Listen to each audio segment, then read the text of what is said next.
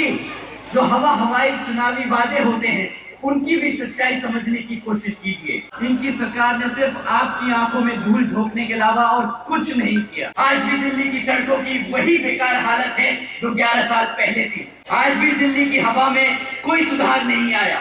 आज भी दिल्ली का पानी पीने लायक नहीं है। आज भी दिल्ली की जनता को रोजगार नहीं मिल पाया।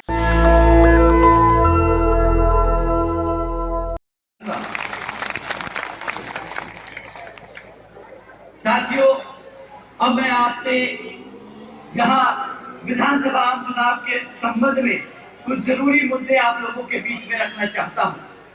साथियों, पिछले 11 सालों से यहाँ दिल्ली प्रदेश में आम आदमी पार्टी की सरकार चल रही है, परंतु आज भी दिल्ली की हालत वैसी ही है जैसे आज से 11 साल पहले थी, जब आम आदमी पार्टी सत्ता में जीतकर यहाँ दिल्ली में आई थी।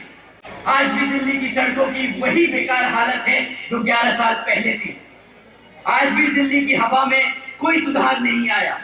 आज भी दिल्ली का पानी पीने लायक नहीं है। आज भी दिल्ली की जनता को रोजगार नहीं मिल पाया।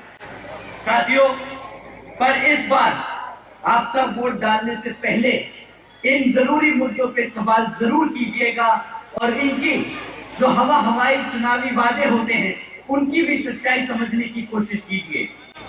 क्या काम किया है केजरीवाल जी की सरकार ने हमारी पढ़ाई यानी शिक्षा के क्षेत्र में, हमारे बच्चों को रोजगार के देने के क्षेत्र में और आपकी अपनी दिल्ली की डेवलपमेंट के लिए।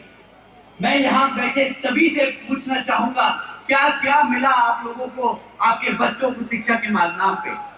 केजरीवाल जी की सरकार के चलते हुए पिछले 11 सालों में यहाँ इनकी सरकार ने सिर्फ आपकी आंखों में धूल झोंकने के अलावा और कुछ नहीं किया।